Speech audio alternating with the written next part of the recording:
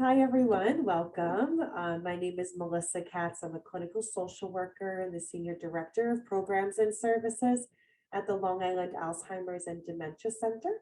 We are located in Westbury, New York, and we provide various services for those diagnosed with Alzheimer's and related dementias and their family caregivers. So we have a social adult day program here in Westbury, as well as in-home respite services for those who live in Nassau County, New York, as well as our caregiver support services, including support groups. We have individual counseling, which is billable through many insurances, as well as caregiver training programs, such as this one. So thank you, Dr. Virginia Oates and Lucy Zuniga, for joining me today in providing this wonderful training about dementia care and hygiene. So I will now hand it off to you. Thank you. All right, so I'm just going to introduce myself briefly. So my name is Virginia Oates, and I'm an advanced level practice nurse. I have my doctorate in nursing practice. And for the majority of my career, I have worked with dementia care. Starting back in the early 80s, I was a geriatric care manager. I had my own company, and, my clients and families taught me a lot. So we've selected a topic today that I think is kind of near and dear to myself and Ms. Zuniga, because it's a very intimate, personal topic. I am an educator at Adelphi. We do have students coming into the Alzheimer's Foundation. And so I feel very strongly that we should help do our part to educate caregivers and staff regarding the different challenges that we have. And I'd like to introduce my colleague, Lucy Zuniga. So Lucy, can you tell us a little bit about yourself, please? Yes, good morning. Yes, my name is Lucy Zuniga, and I am a CNA, Certified Nurse Assistant. I've been working in this field for so many years. Of course, every experience, every client is different. We cannot put a single rule for everyone, no. But we have the basics, and then from there, we use our initiative, our knowledge, and putting attention to many things like privacy, like a respect to the patient, comfort, safetyness, and so on. So I have a lot of practice in this, a lot of experiences. I hope I can help with some of them. Thank you so much. Thank you very, very much.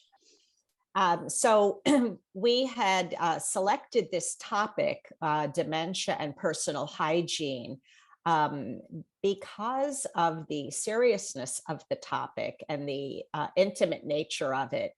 I think it's particularly difficult to accept the fact that a loved one or a carer that you're involved with caring for has lost control or is beginning to lose control of their bowel or bladder. As an adult, this is a reverse process, so to speak. And so I think it's particularly painful for families and for caregivers. And I thought that this is an important topic let's talk about it. And let's see what we can do to overcome some of the challenges. Ms. Katz, could you talk a little bit about the emotional impact of incontinence or this loss of bowel and bladder that families may encounter or likely will encounter? Yeah, sure. I think when, this incontinence starts, right, usually we see here, right, the urine first and then bowel, but that isn't necessarily always the case. I think it's a real, right, concrete reminder to the loved ones that their loved one is progressing in the disease. Alzheimer's is, degenerative and progressive, and seeing their loved one, needing help in the restroom, losing control of urine and bowel, is just that real, right, reminder that their loved one is declining. And this can happen slowly, this can happen very quickly. And that's why it's important for the family to really find the help and support that they need, right? Wonderful, of course, nurses like yourselves, but even support, services from community organizations such as ours. So being able to talk to other caregivers in support group, right? That shared experience, talking about the loss, right, of their loved one, even though they are still, right, alive and living in front of them. It's not the same person that they knew, with the personality changes, the short-term and long-term memory loss, right? And then of course, these difficulties with activities of daily living. So it's so important for the family members to really get that support, right? Whether it's talking to other caregivers, talking to professionals, of course, and really, getting the help that they need and getting the level of care that they need based on their loved ones and the symptoms that they're exhibiting. Thank you so much. Yeah, So sure. we know that the activities of daily living, including bathing, dressing, grooming, toileting, one's ability to ambulate or to walk and to transfer, to move from one position to another. This short presentation will specifically address their ability to toilet and the assistance that may be needed. So on that note, I'm going to begin the short presentation, and we do have time for questions and answers and a little bit of discussion here.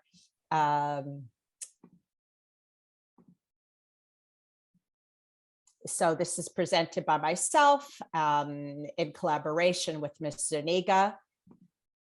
So as I had mentioned, the activities of daily living, we're going to assist with toileting in this particular presentation. Now, when you think about the topic of toileting, this may be an independent activity where I can go into the bathroom and take care of myself completely, or I may require a little bit of supervision as to this is where the bathroom is, or a reminder to wash the bathroom, wash my hands, flush the toilet, etc.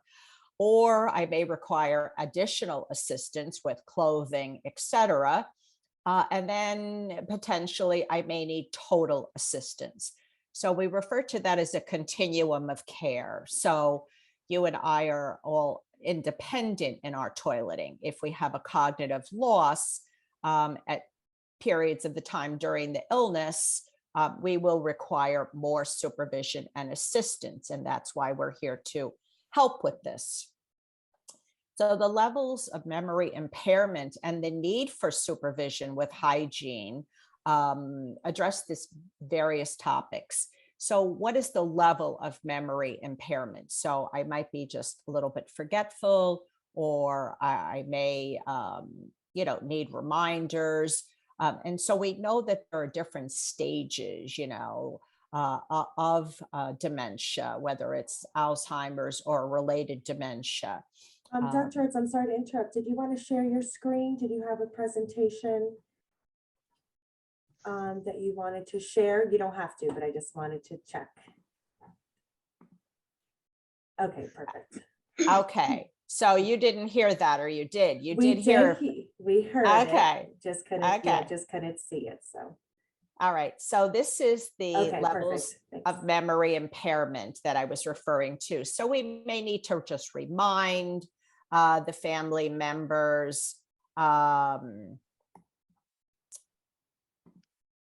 or suggest possibly they need to go to the bathroom, confirm the need. Yes, I do need to go, accompany that individual to the bathroom and assist as needed, depending on the level of impairment. We don't jump in and start to take over all activity. We allow the individual to do as much as they can on their own until it's evident that they're having difficulty. And of course, then we assist. As Ms. Zuniga indicated before, we must respect privacy. We are talking about a very intimate activity, and we typically go to the bathroom by ourselves. So the thought of having somebody in the bathroom with us or guiding us into a bathroom is really a very intrusive act. We may rely on the body language of the individual or the client that's kind of indicating that they do need to go to the bathroom. And we may use body language to get them there through our gestures, through our cues. And we also need to communicate the problems to the caregiver and the family that we might be seeing, in a social model day care program, or again, if the family is having difficulty at home with toileting, then it's important to ask them to convey that to us so we can help support. So there may be difficulty with communicating the needs to toilet. So the individual who has a memory impairment or a cognitive loss, a memory deficit, they may be unable to use the words to communicate they have the need to go to the bathroom. They may not be able to tell you they need to go to the bathroom. So we have to kind of guess, investigate. It's important for us as caregivers to watch if there's body language so that we sense the need for the bathroom. Maybe they're a little restless in their chair or they're pacing. And so we use our own to indicate the use of the bathroom. We might be pointing to the bathroom or directing or leading that individual with our own bodies, taking them by the hand or gesturing to go toward the bathroom. However, even though our intentions may be good, we do see refusing and resisting that need to go to the bathroom. So if the client refuses the need to go to the bathroom, do not ask if they need to go. Many will deny the need and say no to everything. So they may not know what you are talking about. So instead, try to take a walk and happen to pass the bathroom, on your way to the kitchen or you're on your way to the bedroom. So of course you can initially ask, but if you're pretty sure you're going to hear refusing or resistant, then you can try this option. We may also try to encourage them or guide them to wash their hands prior to a meal. And we could go into the bathroom to do that. So then once I'm in the bathroom to wash my hands prior to lunch, then it's a good opportunity to see that toilet, sit on the toilet, take care of my business, and then wash my hands. So it may be enough of a trigger just to get into the bathroom. Some folks may lose their way to get to the bathroom, even in their own homes. They may forget where that bathroom is. And so, sometimes we leave the door open as a cue. Some families have put signs on the door. And we may need to lead them to the bathroom.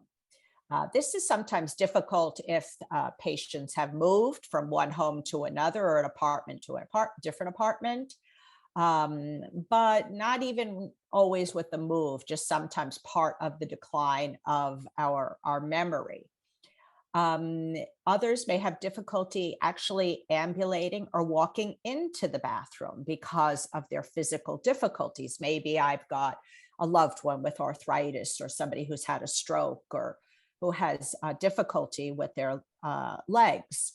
And so I may need to physically, lead them to the bathroom, take their hand, coach them, put an arm around them to support them and help them toward the bathroom. However, once the individual gets into the bathroom, they may forget how to toilet, forgetting what needs to be done once entering the bathroom. So as soon as you enter with the individual loved one or care that you're responsible for, we want to establish privacy. As I mentioned before, this is a very personal space. And we've got to make sure that we've established privacy. We also want to use very simple language to gain their attention. We may recognize the patient's name very clearly and tell them what you want them to do. Professional language, for nurses and caregivers, maybe emptying bowels or urinate, versus doing pee-pee or do poo-poo. So we try to use professional language so that we don't minimize the significance of this activity and approach it in a childlike fashion. And we'll talk about that in a minute. So whatever terms we need to use to help them to understand that this is where we're going to empty our bowels or urinate. The individual may sit down and still not urinate. So I finally got them to the right place, and still they may not urinate. So I may need to give them some cues. I may turn on the sink faucet to stimulate the urine output or to stimulate the flow of urine. They know that the patient needs to evacuate the bowel. Sometimes the home health aide might warm a paper towel or a piece of tissue, warm it up, and put it to the rectum to stimulate the bowel. You might see this more in a home care situation than you would in social model daycare programs. Is that correct, Ms. Katz? Sorry, repeat that one more time. We had some loud noise out here. I apologize. Oh, and so it would be unlikely that in a social model daycare program that the aides and companions there would be stimulating the bowel by putting a warm towel to the rectum. Correct. Or a warm paper towel. Correct. So when someone needs truly, hands-on care in the bathroom, such as that, we do require them to come to our program with a private aide or companion. So our staff members and program assistants aren't necessarily the ones doing that. They will help with prompting, of course, assisting with handing toilet paper. But more than that, yes, we do require them to come with a personal care aide for that reason. Thank you for clarifying that. Yes, thank you. So as Mr. Niga indicated, this privacy of the patient to maintain independence versus patient safety is something that Warren's talking about. So do we stay in the bathroom with the patient or the client or your loved one to give them privacy? Or stay with them, or do we leave the bathroom to give them privacy? And there's really not a black and white answer to this. It really depends on the level of the memory problem and how aware they are of their surroundings.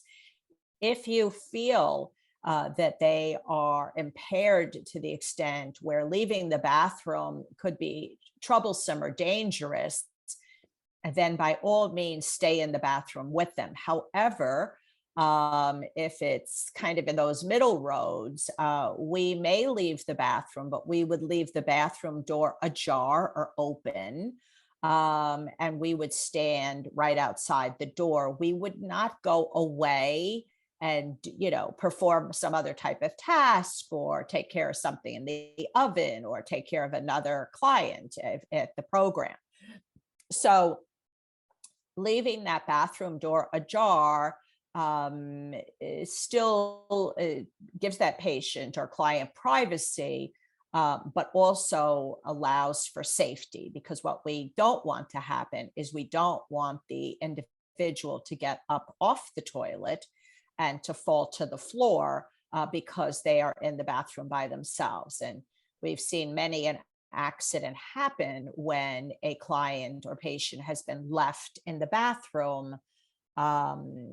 We can't be sure that they're going to call for help or let you know when they're finished with the bathroom or cleansing themselves. So a gentle eye on them would be very helpful. We also have to consider the removal of clothes, obviously, when we're preparing to toilet. So the client may forget to pull down their pants.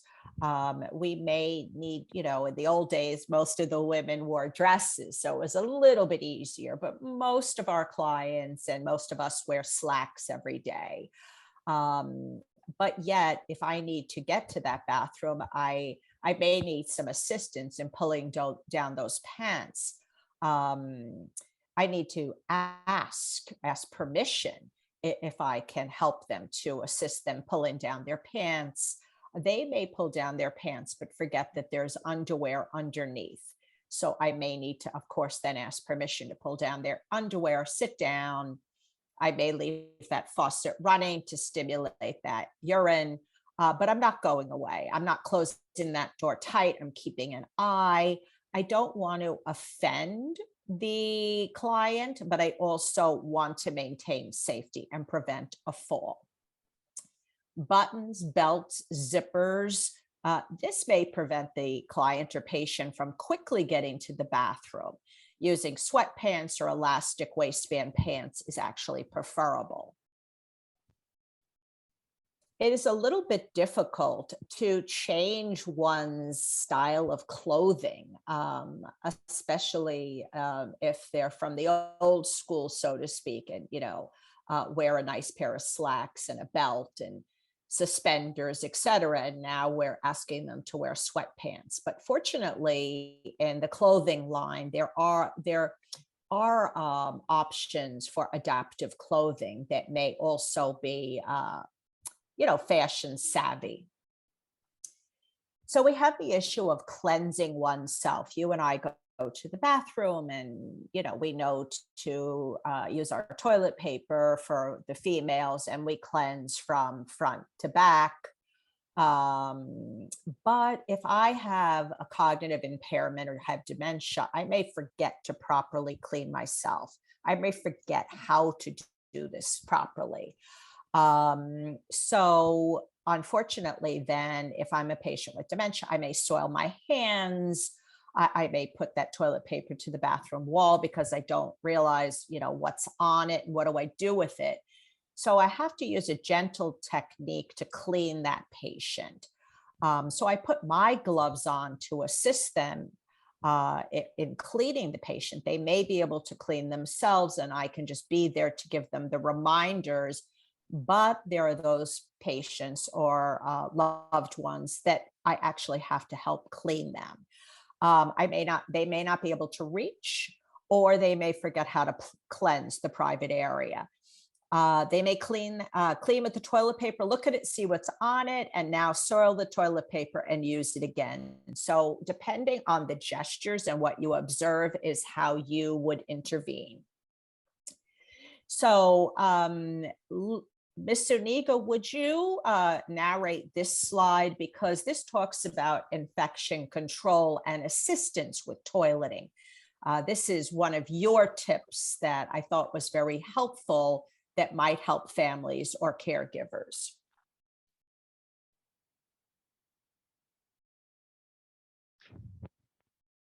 Waiting for me. Yes, could you read from this? This is what you had prepared to help our families and caregivers.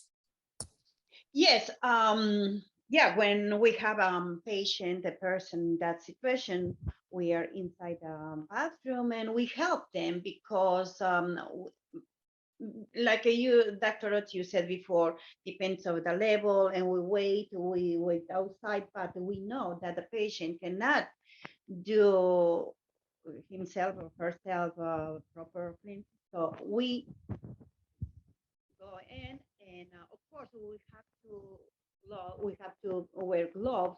What I do, I use double glove. I am right-handed, so in the left hand I put one glove, and the right hand I use two gloves. Why?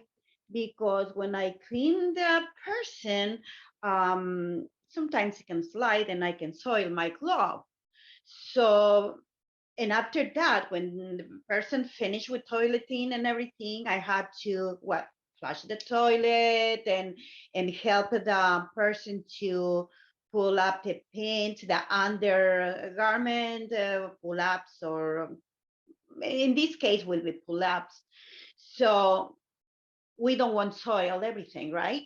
So what happened? We cleanse everything.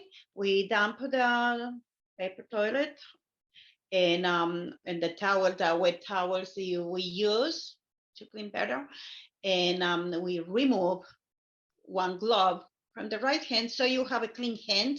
Why? Not flushing, to flush the toilet, because we will never flush the toilet with the hand. No.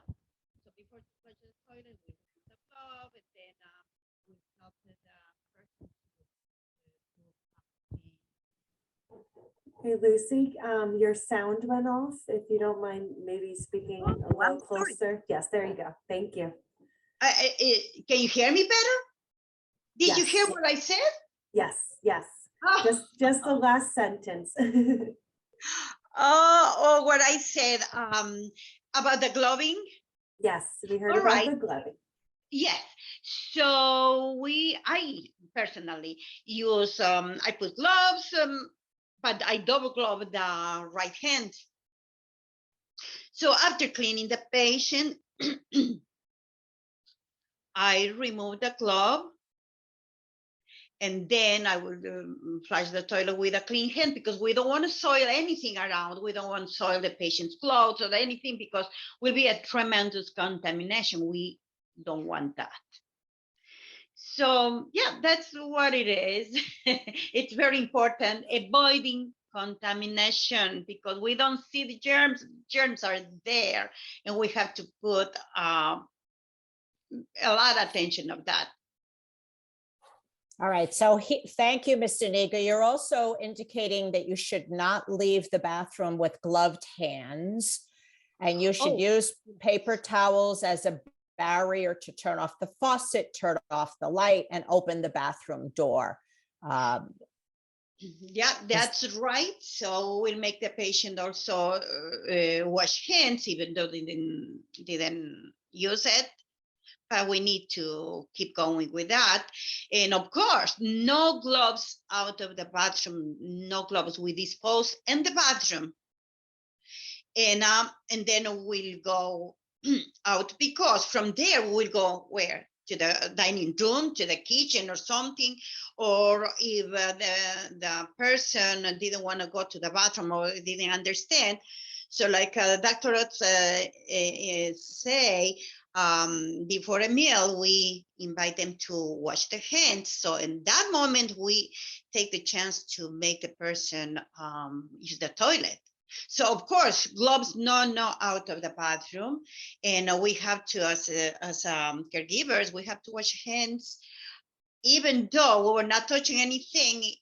But after the gloves, we have to wash hands. If we cannot do that, well, we have the sanitizer there. We'll sanitize and then go to. Otherwise, we'll go to see the person comfortably and safe. And then before to do anything, we will wash our hands. Thank you so much. Thank you so much. All right, so we're just going to move on because of timing. So when we have incontinence, that is the reference that we use where we have an inability to control our urine or bowels. If we start to see evidence of typically the urine with an accident, we might suggest to the family or the caregiver to start using pads, kind of like a sanitary pad that could be placed in the underwear, and you can get those locally in your pharmacy or grocery stores. But then that may not be adequate enough. We may need to use underwear that we refer to as a pull-up. These are disposable underwear, and they can be extremely helpful. If the incontinence is heavy and complete incontinence, we may need to use the pad and the undergarment. And I'm using the term undergarment because I would ask that you politely try to refrain from using the word diaper. All right. So the term diaper really, to me, triggers off that I'm dealing with a child. And this is not what we're dealing with at all. We're dealing with an adult. So we really have to use respectful references. So we want to ensure that we've checked every 2 hours to see if your loved one or carer is wet. We may see them shift weight when they're urinating if they're sitting down, but yet they're not able to tell us that they're urinating or have to go. Even with the pull-ups or disposable underwear, we still need to remove the urine from the skin. So once we are aware that they have wet, we want to use a washcloth with soap and water, or use wet wipes, especially made for skin. So please be very cognizant if you are purchasing wet wipes at a local pharmacy or grocery store that these are not disinfecting wet wipes that you would use in your bathroom sink, but we want wet wipes that are designed especially for the skin. So the urine needs to be removed from the skin when changing those diapers, aka disposable underwear, as this urine has ammonia in it that can burn the skin and leave a rash. So we definitely want to prevent that. Creams or lotions, if available, are totally fine. But remember not to use that lotion in the vaginal or urine area, only on the skin, external skin. When the incontinence is advancing, you will most likely see some bowel incontinence. Caution with not using the term pull-ups or diapers to prevent offense. So after that first accident, you can use the pad or, the disposable underwear, the pull-ups.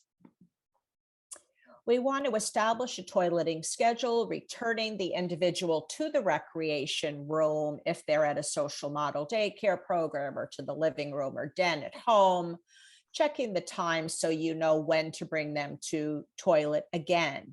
So it is our responsibility as caregivers to kind of keep that mental clock about how often we need to get into the bathroom. And we suggest that you do it approximately every 2 to 3 hours, so that we have a greater likelihood that we're going to encourage that individual to empty their bladder. We also want to record the bowel movement to let caregivers or family know if they are at the social model daycare program. If our clients are at home and coming to program, we want to ensure that the family lets us know that they've had a bowel movement or that we're having problems in this area. So communicating with others that are also caring for loved ones is very important. We want to ensure that you've communicated if there's a loose stool or if somebody has had an accident. We may see small balls of stool, kind of like little pellets, or just very tiny hard stool. This may indicate constipation and should be conveyed to the family or caregiver. We would like to prevent constipation if at all possible. Sometimes the side effects of medication contribute to constipation. Also, a lack of movement or activity, also potentially changes in diet or a low fiber diet, or inadequate fluids. And so we would do dietary changes, if at all possible, to prevent constipation. And we can talk about that when we get into nutrition in another training session. So we want to keep, our eyes out for signs of constipation, because that can contribute to quite a bit of discomfort, and also can contribute to an emergency room visit, which is something that we really would like to prevent. If you are caring for an individual and assisting them with toileting, then you should be reporting if the urine is foul smelling, or if that urine looks dark amber, looks very concentrated. The individual may be dehydrated or possibly even have a urinary tract infection. This can cause great trouble if somebody has a urinary tract infection. They may be having difficulty passing that urine, or they may be urinating frequently. So we're looking for the smell, we're looking for the color, we're looking for their patterns of urinating, and possibly we may have a urinary tract infection. Very important to convey this with family or with the program, because we want to ensure that the patient or client is seen by the primary care provider or a walk-in type of clinic to have a urine sample tested to check for a urinary tract infection. If this is not picked up early, the patient may end up in the hospital, which is really something that we would like to prevent. They may not be able to tell you the signs and symptoms that I'm just referencing. Sometimes we also see a change in appetite, or we see change in behaviors where somebody's more agitated, or we may see that they are sleeping more. So these may all be signs of a urinary tract infection.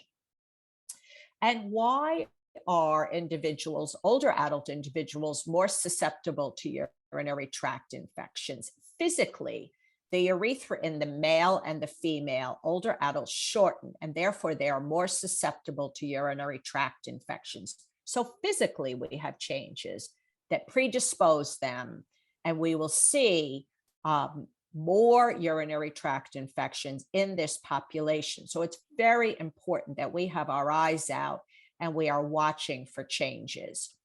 The fluid intake also is typically less in an older adult. Possibly, is it that subconsciously they restrict their own fluid intake and refuse offers of fluid? Maybe they don't appear to be thirsty as often as middle-aged adults. Our role is to encourage fluids to maintain kidney function. And I know Ms. Zuniga and I have spoken about this. This is truly a challenge to encourage the individual and have it accepted to take an adequate amount of fluids. And I'll ask her just to address that when we finish. The older adult may be unable to reach their private areas to cleanse themselves properly. They may wipe from the back to the front, and thus moving the stool to the vaginal or urine areas. Adults with dementia may not recognize the signs of urinary tract infection, nor may they convey their discomfort. What is multi-resistant Staphylococcus aureus? You might hear this term if your loved one or carer has been in a hospital setting. What is MRSA? That is the acronym. This is an infection caused by a type of staph bacteria that becomes resistant to many of the antibiotics used to treat ordinary staph infections. This infection has occurred in the wider community and even among healthy people. This form of the community associated methicillin-resistant Staphylococcus aureus, or MRSA, often begins as a painful skin boil. So we want to really keep our eyes out for the integrity of the skin in the private areas. And let the primary caregiver know. It usually spreads by skin to skin contact. So we have to prevent community acquired MRSA. The at-risk populations include our caregivers. This is us. We may spread MRSA. So we've got to be very cognizant of infection control. As Ms. Zuniga indicated, we want to wash our hands before and after you putting gloves on. Careful hand washing remains our best defense against germs. We want to scrub briskly for at least 20 seconds, carrying a small bottle of hand sanitizer containing at least 60% of alcohol for times when we may not have access to soap and water. Another infection that we may see in the community setting is something referred to as C. diff, or Clostridium difficile. This is a bacterium that causes an infection of the large intestine, our colon. And our loved ones or carers may have symptoms that range from diarrhea to life-threatening damage to the colon. Again, this is referred to as C. diff. Even though the patient is not in the hospital and they're out back in the community or back at home, we have seen C. diff out in the community. They may carry this bacteria in their infections, but never become sick, or these individuals are carriers and may spread infections. So again, that infection control when you are assisting somebody in the bathroom. The signs and symptoms of C. diff usually develop within 5 to 10 days after starting a course of antibiotics.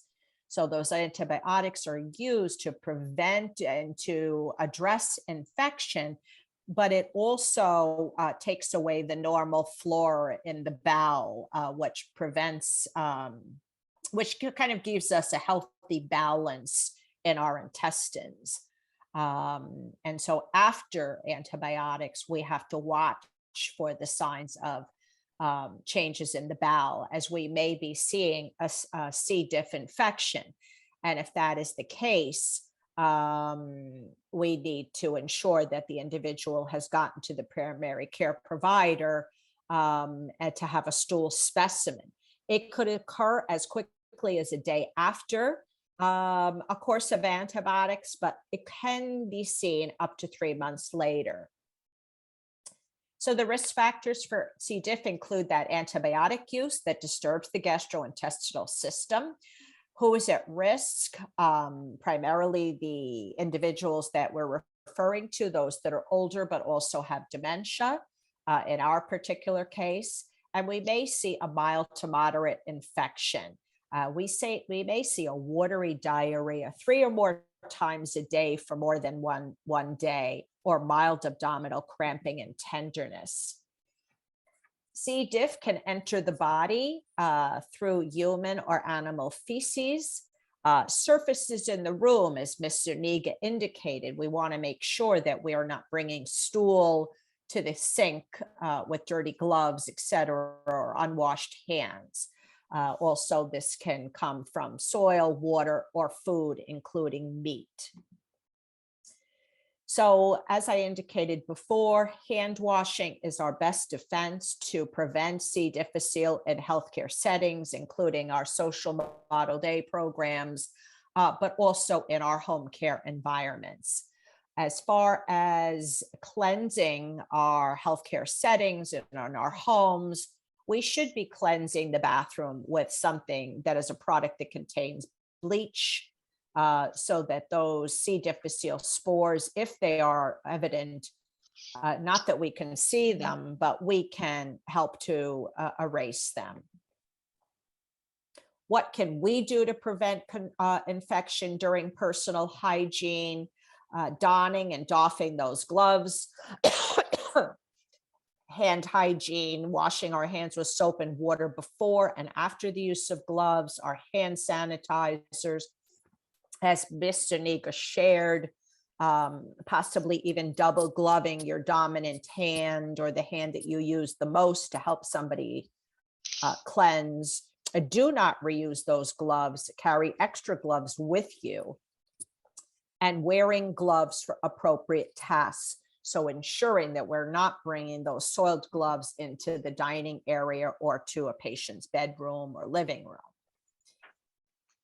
So we learn best from one another. And I would just like to ask Ms. Zuniga just some tips, because I know we've had conversation about how do we get enough fluids into someone that says, I'm not thirsty, I don't want it, and I push you away.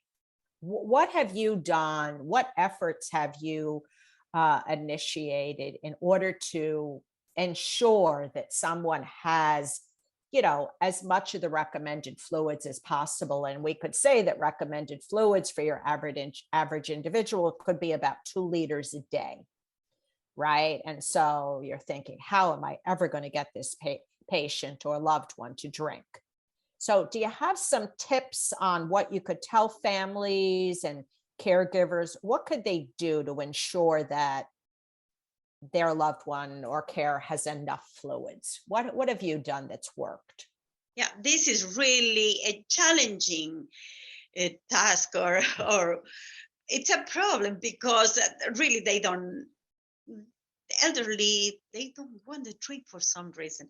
So if you offer just water, well, you may be lucky, but maybe not.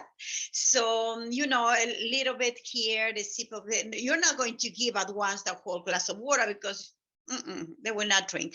So a little bit of water and then some juice. Of course, being careful if the patient is diabetic or something, we have to, you know, be sure of what you can do.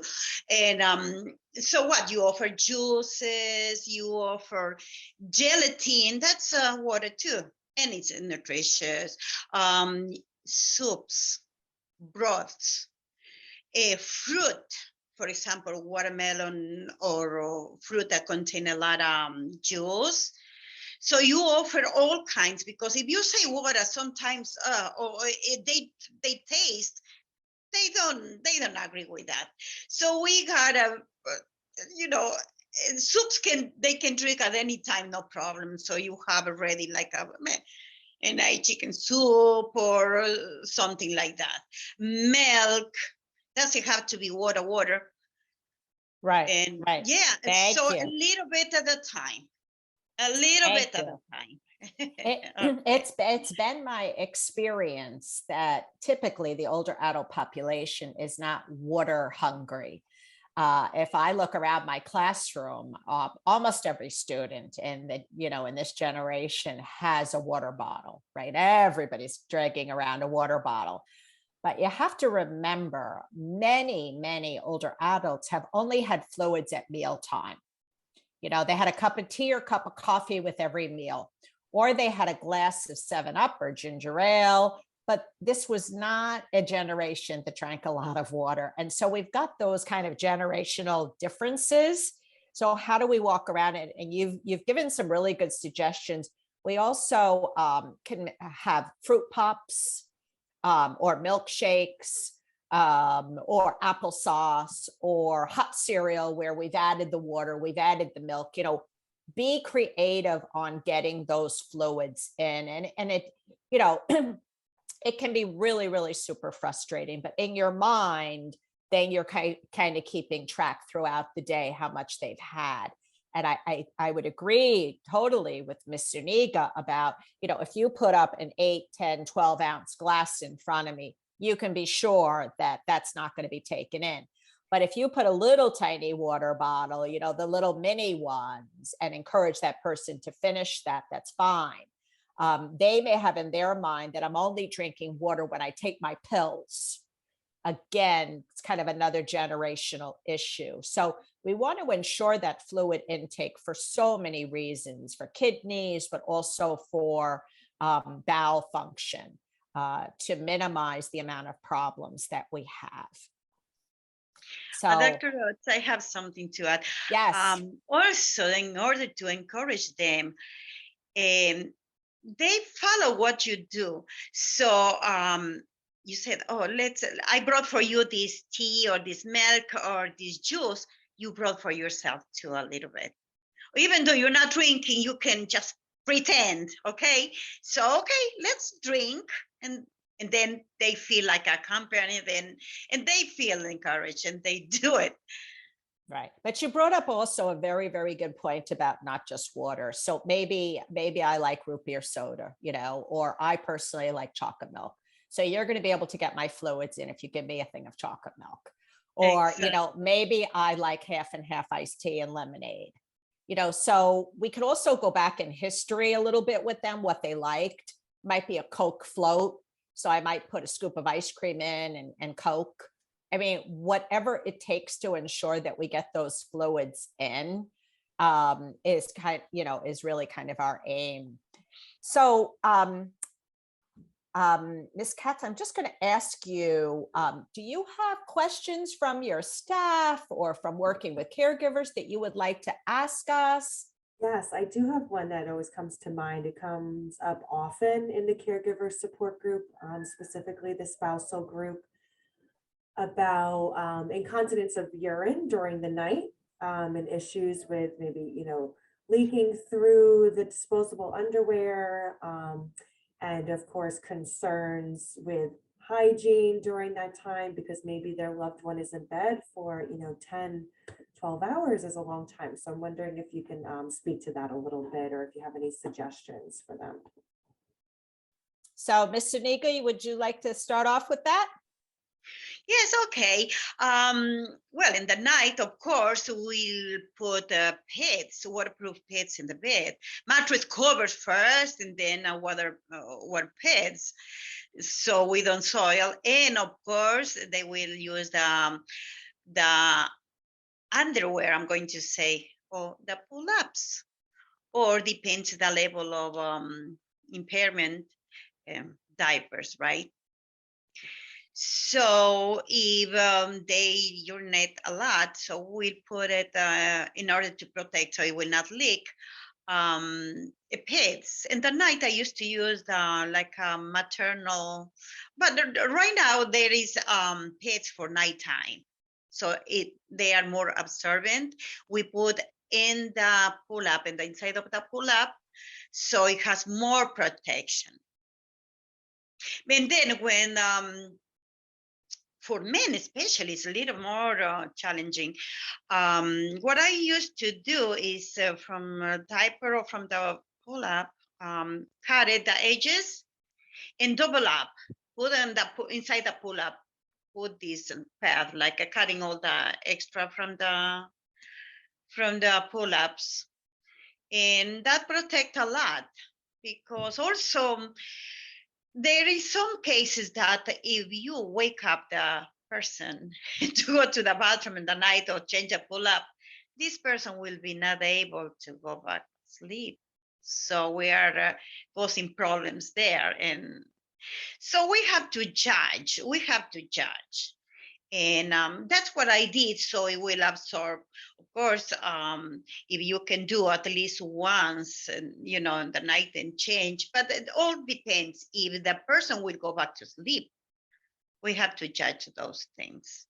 Right. Excellent. Thank you. Yeah, thank I'm you, just going thank to you. add to that. So I think a lot of it, depends on the amount of time in that bed. So I've got patients or clients that have gone to bed at 8 o'clock and they're going to stay in bed until 8 in the morning or 6 in the morning. That's a lot of hours, potentially wet.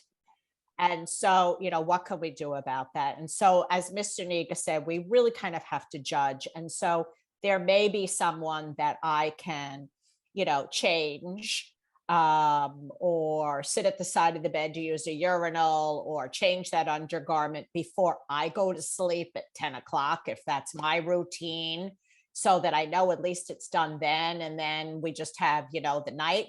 I mean, truly, if somebody's incontinent, like heavy incontinent, and they're flat on their back and they really can't fend for themselves, that patient really needs to have an aid at night. And so that's where we get into, what do we need at home as far as a live-in or a day shift and a night shift?